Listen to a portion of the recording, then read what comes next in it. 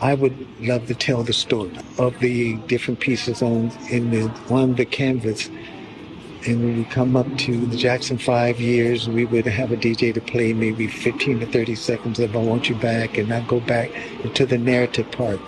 And that's an exhibition that I want to do. But with Michael's artwork, we're going to pick some of the favorite pieces that he liked. Can you imagine hating somebody so much that you spent time making a documentary?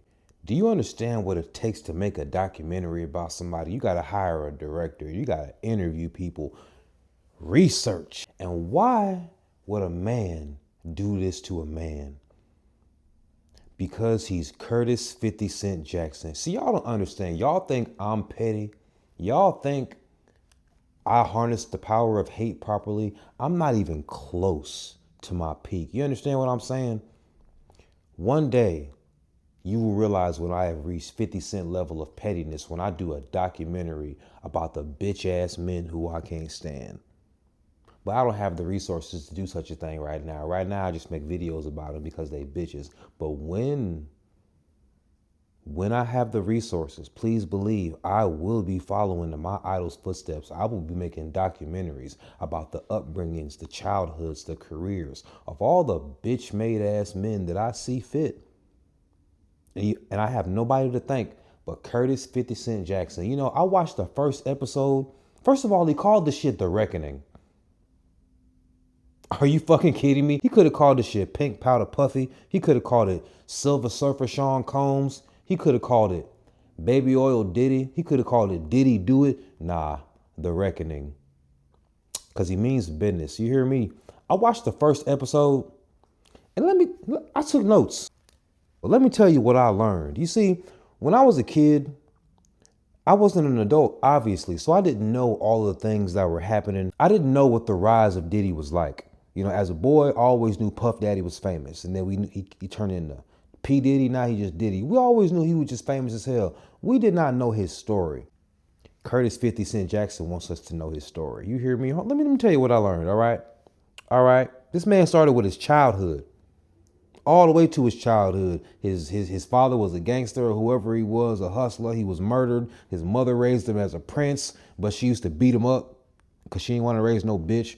So she was abusive, but she raised him as like a prince, like he had everything. It was a very bipolar household. You're very abused, but you're the most privileged little black kid running around in an era where little black kids ain't privileged like that. But it starts with Al B. Sure. You know, Al B. Sure apparently was the first #1 Billboard artist under Uptown Records, and the first platinum. He had the first platinum album on there too.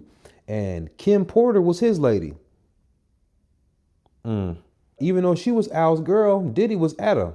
Al B. Sure was the hottest man in the world at the time. Diddy didn't care because he wanted her. You saw he eventually got her, and you know, rest in peace to Kim. Let's get to how Diddy started. He kept knocking on Heavy D's door every single day to get an internship at Uptown Records, and he finally got one because he got introduced to Andre, and Diddy ended up living with this man, and Andre took him under his wing. So that's how your boy Diddy got started. He was an intern in Uptown Records under the king, Andre, and he was a hustler. One thing I will say about Diddy, you know, yeah, he grew up privileged, but he used to hustle his ass off. I will give it to him on that one. But let's get to the meat and potatoes, all right? There was this lady named Joy Dickerson. She claimed that Diddy drugged and assaulted her in 1991. And what had happened was he had recorded her after he had drugged and assaulted her, and then he was showing it to people. She found out because people in the streets was like, yo, this dude Sean Combs got this videotape of you, and he's showing it to people when he has parties and shit. Can you imagine? And then she was going around asking people for help, and she was getting all types of shit like, well, what do you want me to do? And lots of people even told her, well, if I help you out, I can't go to his parties. Because at the time, Diddy was the biggest party thrower in New York. And, you know, going to a party is more important than a woman who's been assaulted. You know, it's this wonderful black community y'all talk about. But of course, he denies it to this day.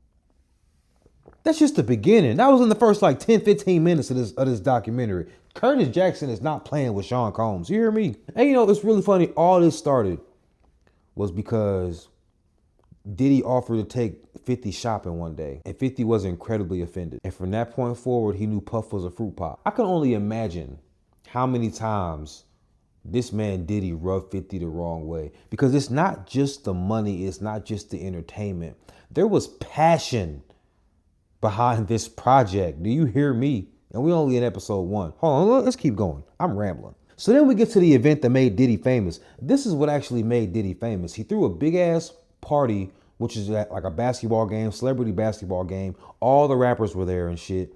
And he was selling tickets. He over promoted it, overhyped it, and it was way too sold out. And after they were at capacity, there were a bunch of hard R's outside, and they couldn't just deal with the fact that, okay, it's sold out, let's all just go home. No, they created a literal stampede of people. They trampled 9 people to death. They trampled 9 people to death. I don't know if you hear me properly. The hard R's in New York City trampled 9 people to death to get into a celebrity basketball game. And the disrespect for black people is evident, and they think y'all are just animals, because instead of blaming you people for acting like animals and holding y'all accountable because you were people acting like animals, they look for somebody to blame. It wasn't the people acting like animals. You see, when you have animals out of control and they're under the care of a person, that's when you look for somebody to blame, when the animal gets out of control. If I have a dog and it bites people, it's my fault because it's a dog. Is that what you people are? Dogs? Looking for somebody to blame when you bite? That's the one thing in this documentary that stood out, that was not his fault. Yeah, he hyped up a party. He did a great job throwing the party. Excellent job.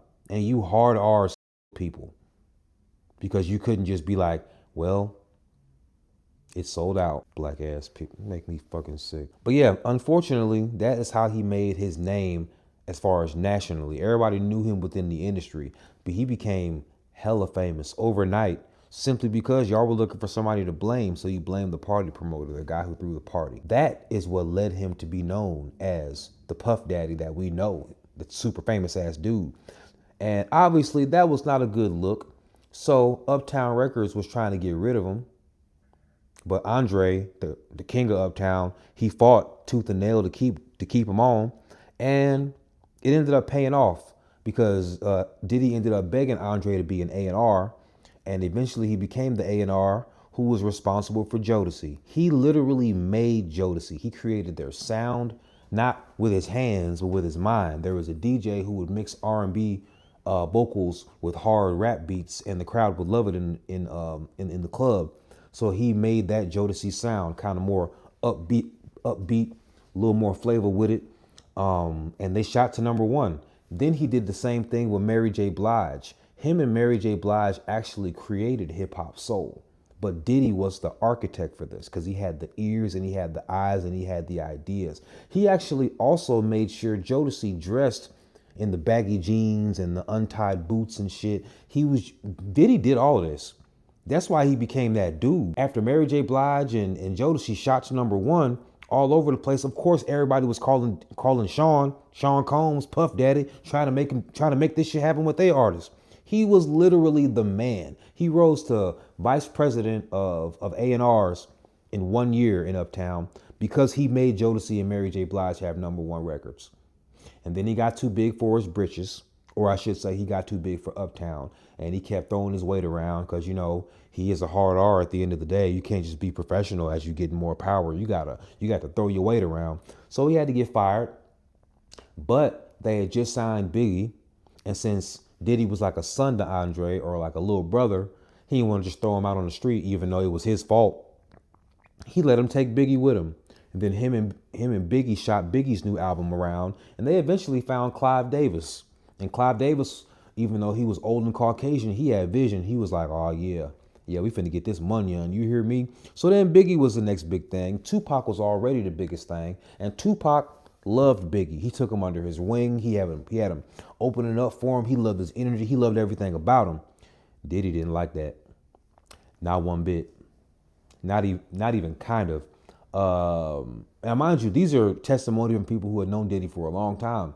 If you're a promoter if you make artists, if you're an A&R, you kind of have to manipulate, storylines and such. He was a wonderful storyteller. They said Diddy hated the fact that people loved Tupac without him having to do any of this stuff. They just loved who he was. He was just a genuinely good dude, and he had a great energy about him. And he hated the fact that Biggie was always wanting to hang around Tupac, be around him and shit, yada yada. It was just ripe for jealousy. And the first time Tupac got shot, I didn't notice. The first time Tupac got shot, he was supposed to be recording in a studio that the Bad Boy people had set up for him. Diddy and them, or Sean Combs, Puff Daddy, whatever it was called at the time. Puff Daddy had set the shit up. And only a few people knew where Biggie was going to be. This ain't 2025. This is 1992 or 93, whatever this was, you know what I'm saying? So he gets run up on with guns. Now, mind you, if they were just here to rob people, they approached Lil C's first, which was Biggie's, right-hand guy. They approached them with guns first and just told bro to get the fuck up out of here. They didn't rob Lil C's. They didn't shoot Lil C's. None of that. Lil C's told this in the documentary, mind you. So then when they found Tupac, they shot him. And Tupac knew it wasn't a robbery because he said, and I quote, how many robbers are going to leave behind a $30,000 Rolex or $80,000 Rolex? However much his Rolex cost. They didn't take that off of him when they shot him. That's what you do when you rob people, right? So, of course, Tupac thought Diddy had set him up. 2 + 2 is definitely 4. Why wouldn't you think Sean Combs set this man up? Who else knew he was going to be there? Only a handful of folks. Come on now. And they ain't even rob him. Fuck out of here. We're still in episode 1, mind you, y'all.